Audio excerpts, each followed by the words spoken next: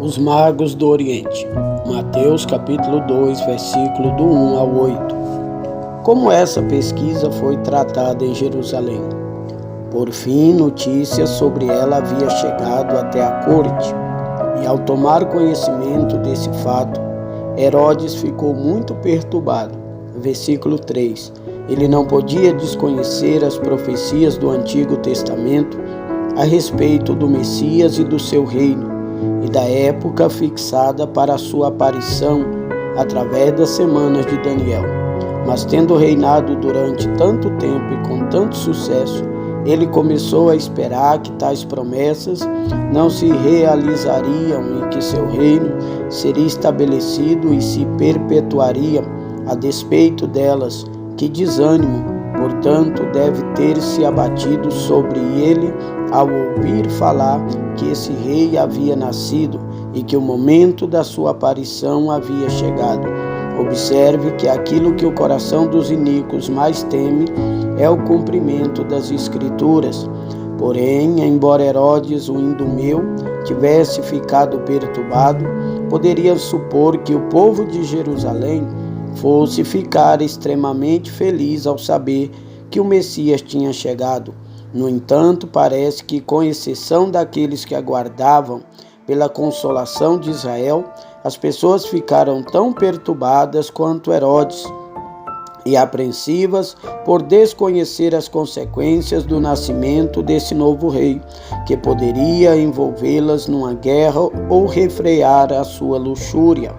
Por seu lado, eles não queriam outro rei a não ser Herodes, nem mesmo o próprio Messias. Veja que a escravidão do pecado é mais insensatamente preferida à gloriosa liberdade dos filhos de Deus, somente porque esta apresenta algumas dificuldades que exigem uma revolução necessária, cujo objetivo é o controle da alma. Herodes e Jerusalém ficaram ambos perturbados por causa da errônea noção de que o reino do Messias iria interferir e se chocar contra os poderes seculares, embora a estrela que o havia proclamado rei houvesse claramente anunciado que o seu reino era celestial e não deste mundo inferior. Veja que as razões que levam os reis da terra e as pessoas em geral a se oporem ao reino de Cristo não se deva ao fato de desconhecê-lo, mas estarem enganados ao seu respeito. Que ajuda esses magos receberam dos escribas e dos sacerdotes em sua pesquisa? Versículos 4 ao 6. Ninguém tinha pretensão de informar onde estava o rei dos judeus, mas Herodes desejava saber onde esperavam que ele fosse nascer. As pessoas que ele consultou eram os principais sacerdotes, e que tinham o ofício de mestre, e os escribas, que tinham como profissão estudar as leis. Eles deviam conhecê-las, e eram a eles que as pessoas deviam perguntar a esse respeito. Malaquias 2 e verso 7. Era de conhecimento comum que Cristo deveria nascer em Belém. João 7, versículo 42. Mas Herodes queria ter a opinião dos conselheiros sobre o assunto, portanto convocou as pessoas adequadas e, para poder ser melhor atendido, também os principais sacerdotes e escribas, exigindo que informassem qual era o lugar de acordo com as Escrituras do Antigo Testamento onde Cristo iria nascer. Muitas perguntas inocentes são feitas com maus propósitos, e foi isso que aconteceu com Herodes. Os sacerdotes e os escribas não precisaram de muito tempo para dar sua resposta, nem suas opiniões se revelaram diferentes, pois todos concordaram que o Messias devia nascer em Belém, cidade de Davi, agora chamada de Belém da Judéia, para distingui-la de outra cidade do mesmo nome nas terras de Zebulon. Josué 19, verso 15. Belém significa casa do pão, o lugar mais adequado para o nascimento daquele que é o verdadeiro maná, ou pão vivo que desceu do céu, que foi dado pela vida do mundo. A prova que apresentar está em Miqueias 5, versículo 2, onde está previsto que, embora Belém fosse pequena entre as milhares de cidades de Judá, como consta em Miqueias, e em um lugar de pequena população, ainda assim não seria considerada a última entre as principais de Judá, como está aqui, pois a honra de Belém não está, como acontece com as outras cidades, na quantidade de habitantes, mas na magnificência dos príncipes que produz. Embora em alguns relatos Belém fosse uma pequena cidade, ela ainda mantinha uma proeminência sobre as demais cidades de Israel, que o Senhor iria considerar ao determinar as pessoas que esse homem, Cristo Jesus, ali iria nascer.